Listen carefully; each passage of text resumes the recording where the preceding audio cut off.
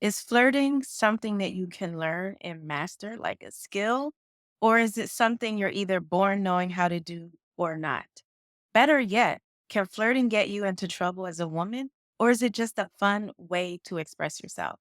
We're going to talk all about flirting, even in your relationship, on this episode of The Secret Formula of Femininity. Welcome to The Secret Formula of Femininity for women who want to live a more feminine, fun, and fabulous life. I'm Dr. Nicole Montero, your host on this weekly journey to unlocking your inner radiance, nurturing fulfilling relationships, and becoming the best version of yourself. Hey there, everybody. Welcome. This is Dr. Nicole, your guide on really embracing your true feminine essence. And I could not wait to talk about flirting and being flirtatious. There is so much that I want to say about this. And I thought it would just be a great fun episode, but something that could also make us think because, I'm always wanting you to walk away with some gems and some nuggets about how to improve your relationship with yourself and also your relationship with your significant other or your future love of your life, right? So, I want to tell you a little story about flirting. First of all, I want to say that like many, there was a time where I had some misconceptions and misperceptions and just basic mixed up views about flirting. And then when I realized that, wait a minute, I really dug into the definition of it. And I realized that I'm a pretty flirtatious person. I'm very playful. I started to embrace it more. But let's back up to about 2 years ago. I was at a retreat with some other powerful, powerful women, some real women, some real powerhouses. It was a coaching retreat, and just these were some highly accomplished, motivated, beautiful, intelligent, just all around amazing women. And we were there at a retreat, and we were just working on it was for us. We were taking time out to pour into ourselves and to our businesses and things that we were doing. So set the stage. That is to tell you these were some amazing, like really thoughtful women. And so we were there for 3 days, 2 days, 3 nights. No, I'm sorry, 3 days, 2 nights. And so after all of our sessions were over, we would just kind of hang out, talking, just the whole thing, like playing, eating, just like really relaxing, kicking back. I love those kinds of settings with other women because you really get to not only learn, but get to know people on a deeper level and just have fun. So, me being me, I always like when I'm in a group setting like this, I always like to pose a question a question that might be a little bit provocative, but just to try to get people thinking, but also to get their different views. And so I just simply asked, are you flirtatious? Or do you, no, I said, are you flirtatious? And it was so interesting to hear the responses because there was like a rejection, like, oh no, I am not flirtatious. Oh no. I'm a married woman. I'm a religious woman. Now, mind you, I am a married woman. I am a religious woman. And so I could totally relate to them in that regard, right? And some weren't married, some, but like they were all, everybody just took themselves seriously as being a woman of high regard and respectable, right? So that was the commonality. So everybody was like, oh no, right? They just had this rejection and they felt like, no way. The other thing I noticed about the conversation as we were talking, and I was just curious, it's like, okay, well, like, why? Why not? Like, what do you think it means to be flirtatious? Were you ever flirtatious? Do you know how to flirt? Like, I was just asking questions. And then somehow the conversation turned to like, well, what if you send the wrong message and then you meet someone online and you go on a date? I heard this story where someone got killed and there was a serial killer. This woman was followed. Like it went to all of the ways that women have been in dangerous situations. And what I took from that is like there's this heavy burden that we tend to feel we carry and that we perceive that we carry as women. And it's like we feel like we are not always safe. And so even the things that might be fun or lighthearted, such as flirting, could lead to either being harmed, being killed, right? So that was what I took from the conversation on one end. And then the other end, it was like, even if it's not that extreme, it's not something that is respectable. I am a respectable woman. I am a respected woman. So being flirtatious, no, right? It was a rejection on two ends, on safety and on respectability. And I thought that was so interesting, right? And I totally understood it because I know that in society, women, we live in a place where we don't always feel safe. And what also the message that is sent in society is that it is the woman's fault. So it's like, well, why were you out at that time? Why did you go on a dating site? Why did you wear that? Right? There's all of these questions about when a person, if God forbid, they do become a victim, and there's a lot of pressure because it feels like it's always about what the victim did or didn't do. So anything that takes us outside of being 100% right, no mistakes, then it feels like we're putting ourselves in harm's way. And that is so unfortunate. The fact that around the world, women are in positions of being exploited and victimized physically and sexually, that we do not feel safe. So that was kind of highlighted in the discussion. The other thing that was highlighted for me was like, even when I was, because I will admit, the first way that I asked the question was very broad and so much could be read into it. I was like, are you flirtatious? But even when I dug a little deeper to try to understand, like, okay, in your marriage, do you flirt with your husband? How are you, is that something that you think is important to keep the spark alive? And people really, it was hard to answer it, right? People were like, oh, I never thought of flirting in terms of within my marriage. Or there was just like a blank, either a blank stare, or people were like, I don't really know about that. So it gave me a lot of information about how many, especially high achieving women, view flirting. And so I want to give you a definition because I could really relate to what they were saying, although that was like a former me years and years and years ago, but I could totally understand where they were coming from. But when I started to really understand what is flirtatiousness, what does it mean to flirt? This is something that I teach about in my coaching programs, in my courses. It's like, uh how can I get across a different understanding of what it means to flirt? So let's get into this definition, right? This is what I've compiled. Flirting is a lighthearted, playful interaction that can range from subtle gestures, keyword subtle, to more overt expressions of interest. All right, right there. I haven't said anything about it being sexual or romantic or anything, because I think that's the connotation. It's not just about romantic attraction, it's also about engaging with others in a way that's fun, positive, and full of light, right? And those are key femininity terms right there that I love to talk about, right? So, in the context of femininity, flirting is really just an expression of your energy, your confidence, and your charm. It's really about being present. And I'm going to dig into like the key aspects of flirting. It's also about embracing your playful side and connecting with others in an authentic, joyful way. So when we think about it like that, it takes it out of the context because I think what many people think, especially women, is that it means you're leading someone on, you're being overtly sexual, you're sending out messages that, are not, um, that you may not be meaning to send out. But what we've kind of gotten away from is the fact that flirting is really about being present and playful. Flirting is really about being present and playful, present enough to really engage with another person. So, some of the cues it says here, like subtle gestures, not just overt, right? But it could be a subtle smile, it could be eye contact, it could be putting down other distractions to really focus on what that person is saying. So, it's really about being present.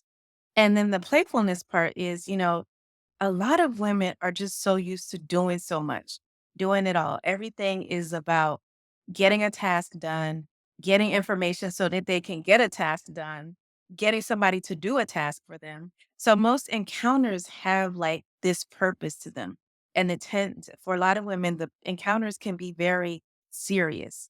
And a lot of times, even in our households, whether we're talking to our kids, if we're talking to our spouse, it's like it's about a task and information and getting things done because a lot of us are superwoman. And so there is really a lack of playfulness in a lot of our interactions. We tend to not be so present and certainly not playful. And so if we think about it like this, I think we could all serve to be a little bit or benefit from being a little bit more flirtatious. All right. Now, flirting certainly can have a romantic or sexual attraction component to it, but that doesn't have to be the way that you engage in it. The other thing about flirting is in order to be flirtatious, you have to have a level of confidence and you have to feel that there's something about you that is attractive, right? That you attract that there's something, whether it's your personality, your being, your essence. And so when you tap into your flirtatious, playful nature, it's almost reinforcing your confidence and your level of understanding that there's attractiveness to you. And you notice one of the other terms that I use is charm. So you're able to to display your positive energy, your confidence, and your charm. And charm is simply that you know you can tune into another person and kind of give them what they want, right? Whether it's making them feel seen, making them feel heard, making them feel like you care to just give them a minute of your time. Everybody craves that. And charmingness is also about how you communicate, being patient, taking your time. You know, in a lot of our interactions, and I was talking to a friend about this, right? Especially if you're in the city, like everything is fast, fast, fast. People don't have time. They get irritated if you ask something. God forbid you go to a fast food restaurant and you have to look at the menu. You don't know exactly what you want. Everything is about being quick. We don't have patience. And that makes it really hard to just slow down and really engage with another person. And so the part about where you really pause and you take your time and you show another person that you have interest just in them in that moment, not this big romantic interest, but just like you're willing to stop and listen. Or, you know, when people ask me for directions, I really stop. If I have my phone with me or other things with me, I'll put it down and I'll really pause and look at them and be like, okay, where are you trying to go? Or what is it that you're looking for? I might even walk them halfway there. And so there's a level of being able to connect with others in the moment that is key. And I think we are losing the art of doing that. And so getting back to our flirtatious nature is really about getting back to a playfulness and being present with other people. So, would you believe there are lots of benefits to flirting if we think about it as being present, showing our positive energy, our confidence, our charm? There, you can see there's a lot of benefits to it. One is it boosts your confidence. It helps. The second is it helps to enhance your communication skills, right? You are learning to be more subtle in your communication. Sometimes it's nonverbals, sometimes it's eye contact, sometimes it's pausing and listening, right? You are learning that your energy is what is attractive because it doesn't matter your age, right? And it's not about just being overtly sexual. It's about your positive energy is what radiates and shines through or shines outward where other people can feel it, right? It's basically your vibe that you're giving out. And then also it can help to strengthen your relationship, like within your own, if you're married or in a committed relationship, you need to learn how to flirt because let me tell you, there are people out there that are flirting with your spouse. You need to know how to bring playfulness into your home and your relationship. It can be in a more intimate or sexual way with your partner where you're expressing your interest in them, your attraction to them, where you want to be attractive to them. All of those things are really, really important in your relationship. So if you think about flirting, there's different levels, right? It could be outwardly, like if you actually have romantic interest in someone, but more than that, it can just be a playfulness that allows you to be present with other people and connect with them in your interactions in a way to display your confidence and your charm, right? I don't care what anybody says, right? Women want to feel attracted, whether that's with their spouse and even attractive to other women. And I mean in a non sexual way, right? You want to know that your energy attracts. And that is something that, we just like. And so when you're able to display your charm and put on that charming smile or gesture or whatever it is that you have, then that can boost your confidence. All right. So let's look at some of what the research says about flirting. So there's a bunch of benefits, but one is that social bonds can be strengthened when we are flirtatious. It can increase feelings of closeness and mutual attraction, even in non romantic settings. So it helps to build rapport and strengthens connections, right? So I want you all to get this, that flirting is a spectrum. The key that cuts across the whole spectrum is that there is a level of lightheartedness, playfulness, some subtle, maybe non-verbal communication in there. So on one end, it's just a way of interacting and being confident and charming in your interaction. That doesn't have to have a sexual component or romantic component to it. And then on the other end is where it is actually expressively uh, intimate and sensual. And so you need to understand that it's a whole range. And so if I ask you as a woman, are you flirtatious? I would expect that you would say yes. And as to my first question that I asked before we started, is it something you are born with or a skill that you can master? Well, I think it's a skill that you can learn and that you should learn and master, especially within your relationship. Okay.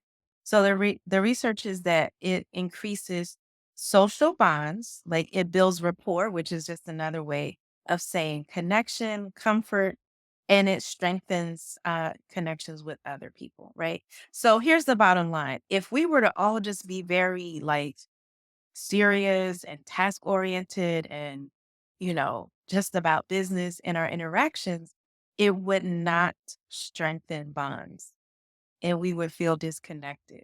We tend to feel more connected with people when we feel comfortable with them. And we tend to feel more comfortable with people when there's a lightness or when they're present with us or when they can connect or elicit emotions. That's the key thing that I've been wanting to kind of get to is that eliciting or triggering positive emotions in another person is a part of what flirting does. So you're making a person feel good, essentially. The other research talks about how this more playful, lighthearted, authentic, joyful way of interacting with people can actually help to reduce stress and increase feelings of happiness. We tend to feel more stressed when we are burdened or feel burdened with the seriousness of things. And it can feel like the weight and the responsibility, especially as women, of things getting done is on us. And we take on this stoic, serious stance, a lot of women. Flirtatiousness is the opposite of that. And actually being more playful and especially if you're in your relationship, learning to be more playful, it helps to reduce stress, helps you to feel happier, more connected, and more confident. Okay. Now, there was a really interested study that it was a social psychology study that looked at how what makes people seem attractive or approachable. Uh, and it really wasn't so much only about looks. Like we always tend to think that it's a physical thing. Like attraction is just about the physical aspect. But this is really about the perception that someone has that you have positive energy, that you are approachable, that there's something attractive in your personality. And that again is how you come across. And if you are closed off, you are perceived as less attractive.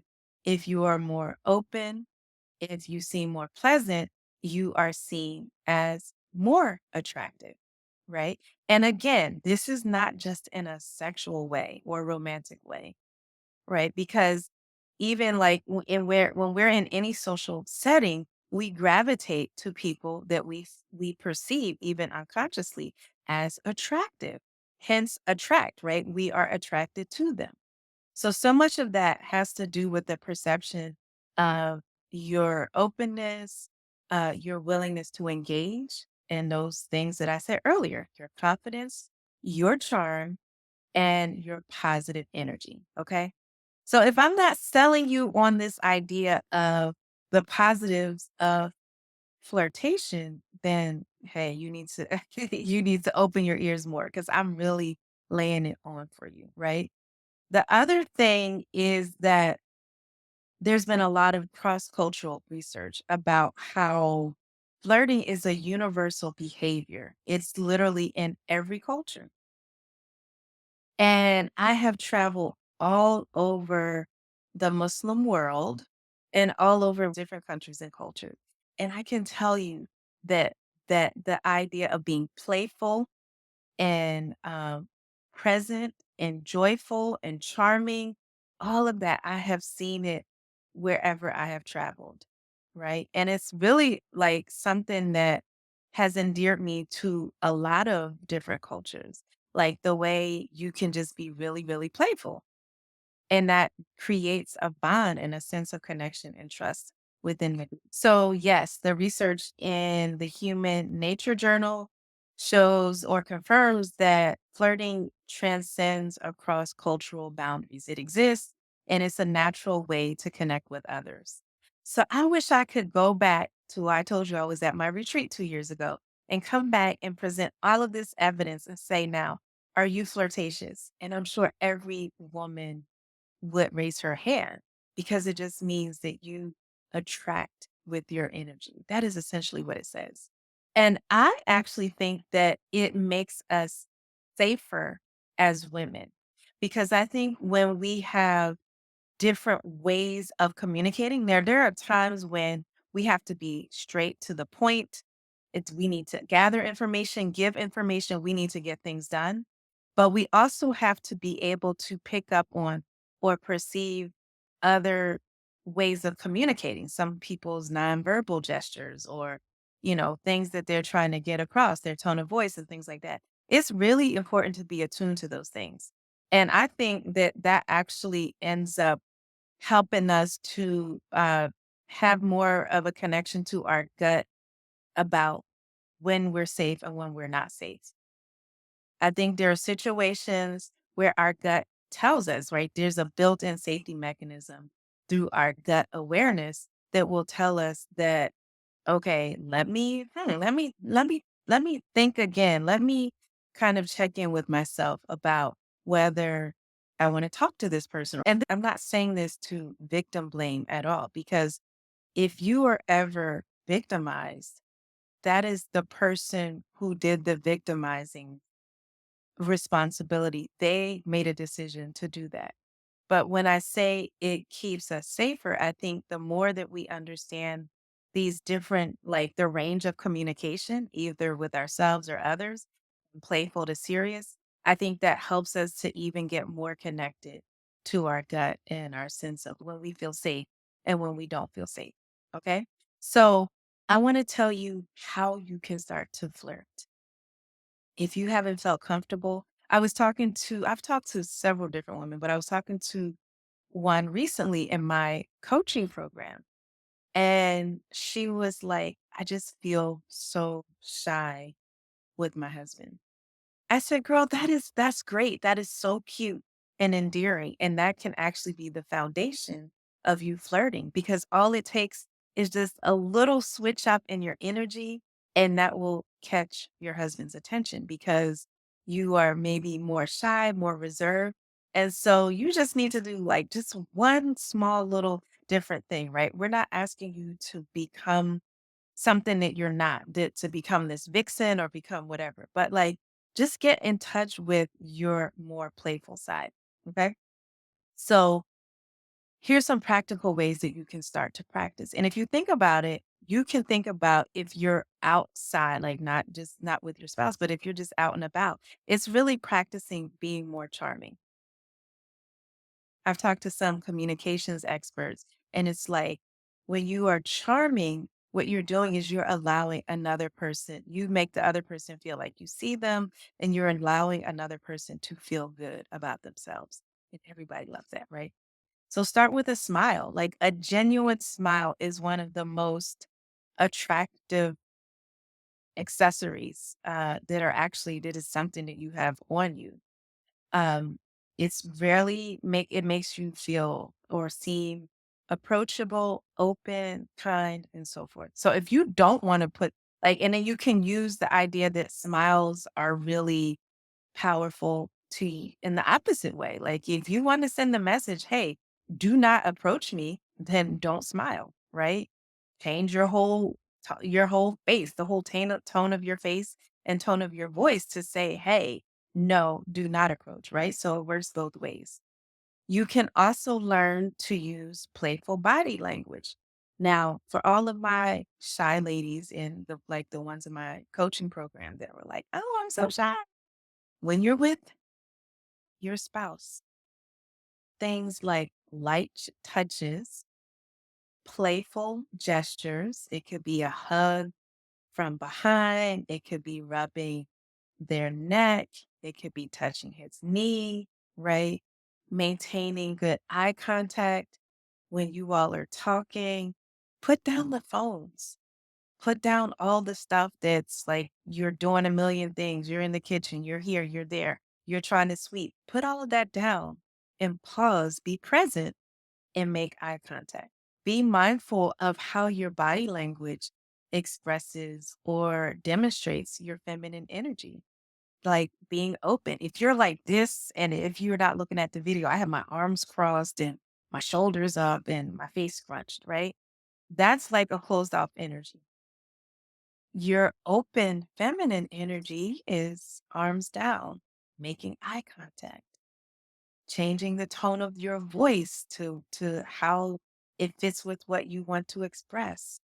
You can turn your head to the side. That indicates curiosity, leaning in, right? Like these are all nonverbal gestures that highlight an openness in your feminine energy. Compliment sincerely. Remember, I said basically flirting is about the other person feeling good. So, a well placed compliment can be a great way to flirt. Has anyone ever complimented you on something and it just caught you out of the blue, right? And ladies, let me tell you, when you get complimented, just receive it.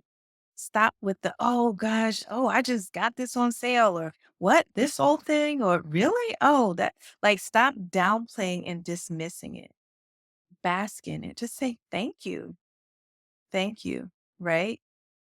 Muslims, when we get complimented, we will say, mashallah, this is the will of God. They blessed me like this. It's acknowledging that it's a blessing. But the key thing is that you don't dismiss the compliment. I hear so many women, they're in their heads, they're having negative self-talk. They have been in a place where they haven't felt attractive. So if anyone finds anything attractive about them, whether it's what they're wearing or what they're doing, how they carry themselves, they dismiss it. So part of building up that part of how you feel about yourself is to receive the compliment. But I was talking about giving a compliment.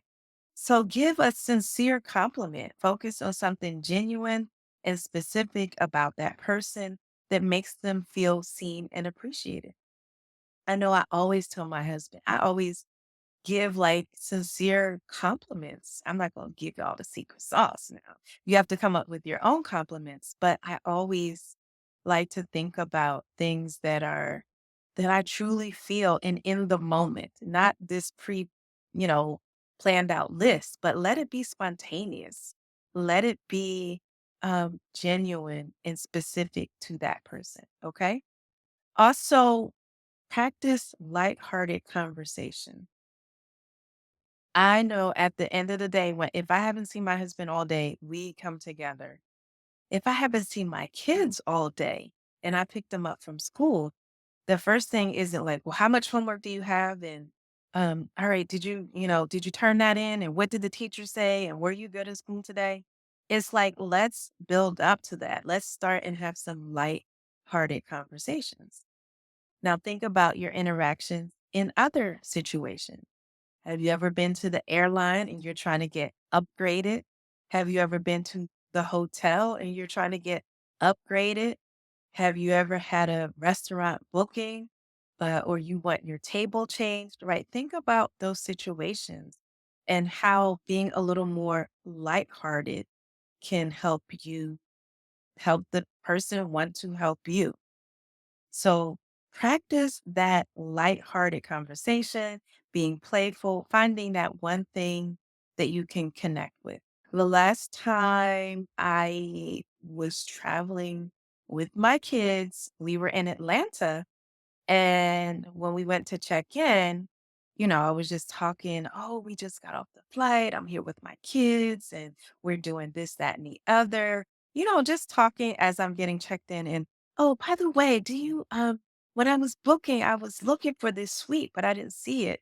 Right. So just trying to be lighthearted and then ease into what it is that they can help me with. And lo and behold, we got upgraded to a presidential suite. Okay. So practice the art of light-hearted conversation. Not everything has to be so serious, so heavy, and so task oriented. Now, when I work with women individually or in my group coaching program, we practice that. We practice how to be a little more lighthearted in our delivery, especially with spouses. Because sometimes it's easy, especially if you've been dealing with your kids or depending on what you do for a living or who you interact with, it can get very like ABC, one, two, three. And you want to break that energy and be more lighthearted, playful, and more present with your spouse.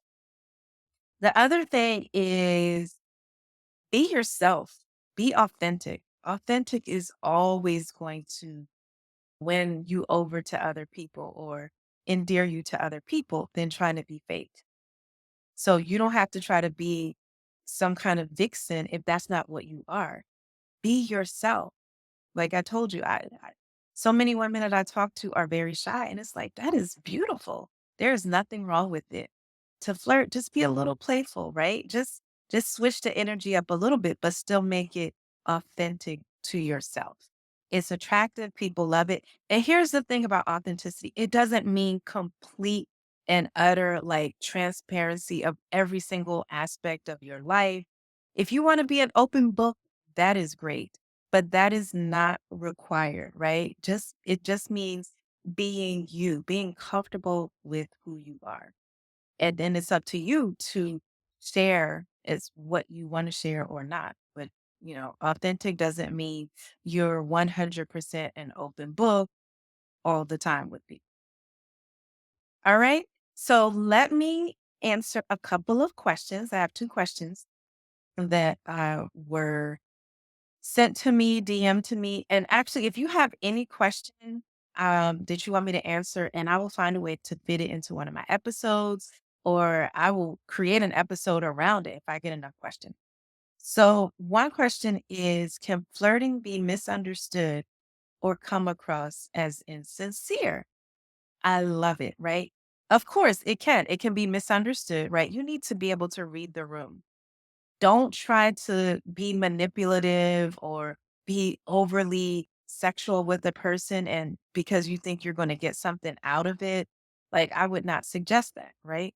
But what I'm talking about is understanding the context you're in and it being more playful, present, confident, joyful, charming. If that's appropriate, then yes. And then hopefully with your spouse, it is appropriate. So it shouldn't be misunderstood with them. If it is, then you all need to like practice more communication. Always aim for lightheartedness and respect. Flirting is not, you know, eyeing somebody, looking them up and down, licking your lips and telling them what you're going to do to them, but you don't like them. And later on, you're going to say, I wasn't attracted to that person. Like that can be misunderstood.